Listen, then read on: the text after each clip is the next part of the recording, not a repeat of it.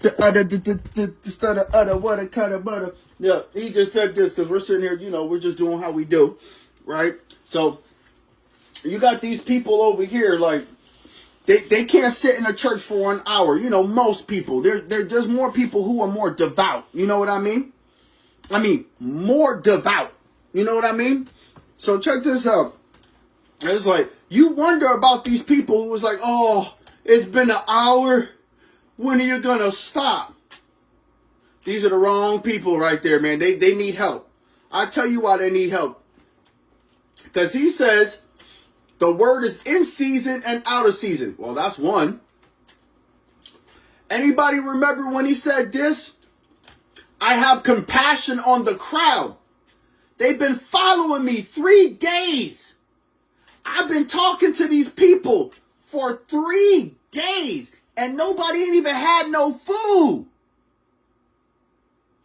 And they're over here flipping out for 1 hour at church. When this group of people followed Jesus for 3 days with no food, no water, no nothing. You understand the difference between then and now?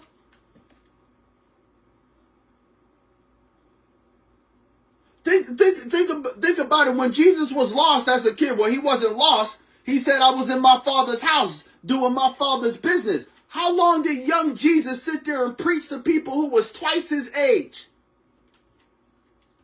I'm pretty sure he wasn't worried about food or water. I'm sure he wasn't worried about the goddamn football game either. You seeing where this is going? And I'll tell you this. He wasn't asking people for no fucking money.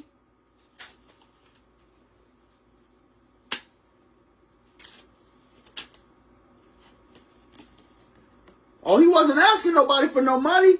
And if he did say anything about money, he said, what? Give it to the church and divide it amongst the poor. How come these churches ain't giving out the money? They're hoarding the money. Because when there's a real need, the money should be distributed. But you can't go to church, most of these churches, and ask them, I have a need. We need some money.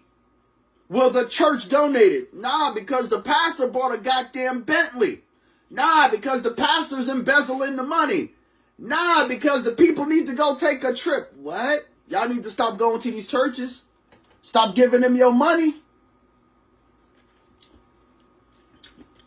They robbing you.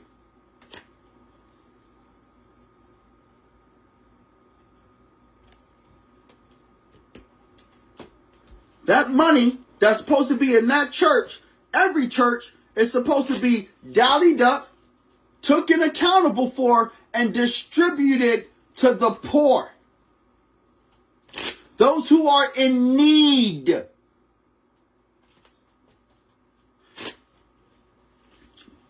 So again, these over here and here talking about, oh, it's been an hour. It's been an hour. Look. If you tasted the real goodness of God, an hour is nothing. You would still be hungry. Shoot, if you was getting a home-cooked meal takes longer than an hour to prepare, especially if you making bread and rolls. You ever watched a woman make bread from scratch? I have. That's a beautiful thing to see. Look, confirmation on my screen. Watch it go away. You ever watch a woman bake bread? It takes longer than an hour. You're supposed to get them to get up there so they can have an appetite. So they're in there sitting there with 1 hour. Are we going to make it home for the game? Are we going to see football? Or we got things that, you know what? Look. That's why you let those people go. But then you don't close the door. There's people who's ready for some real motherfucking home-cooked food. Shit, you taking their money, you should be feeding the sheep. How are you going to feed the sheep if you ain't got no money in the freaking bank? That's supposed to be the church. That money that's donated to the church is supposed to be gathered and distributed to the people with needs. What are they doing with the money?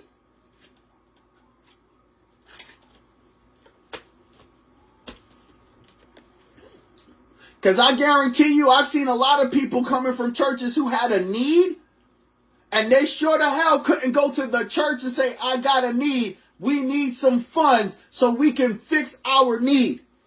Why?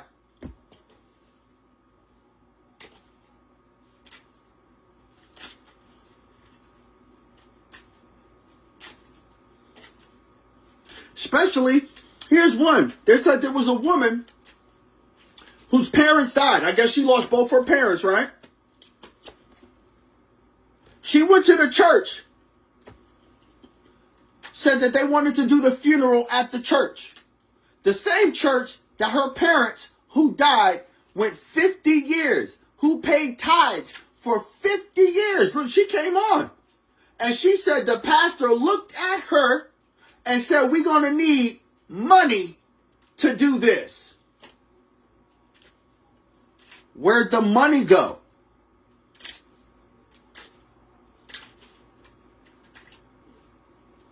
You're going to charge somebody who attended your church for 50 years, who paid tithes for 50 years, and you telling me you're going to charge them to perform a funeral? I would never go to that church ever again. Never. That's what I'm talking about. That money for the tithes is supposed to be distributed to the poor for needs. And if the pastor was doing what's right, he would have the intellect to know how to use that money, to invest that money, to bring more money in the church instead of spending the money.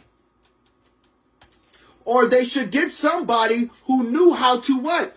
Make the money more money. So then what are you talking about? Well, there was a king. There was a ruler who went away and he gave a servant 15 talents, 10 talents, and 1 talent.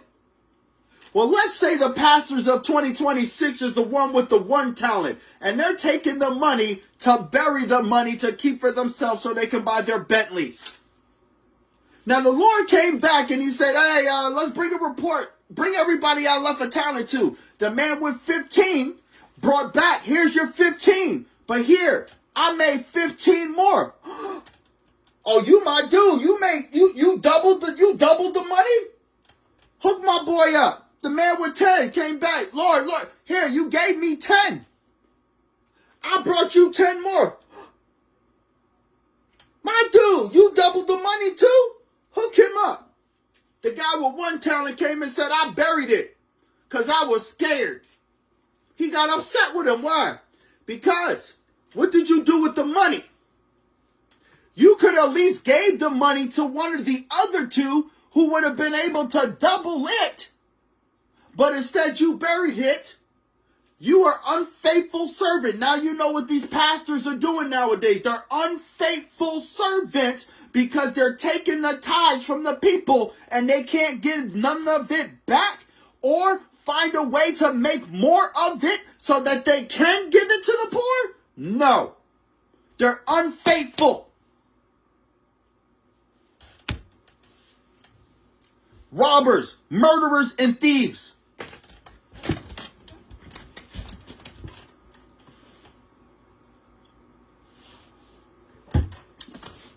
And you know who I'm talking about, don't you?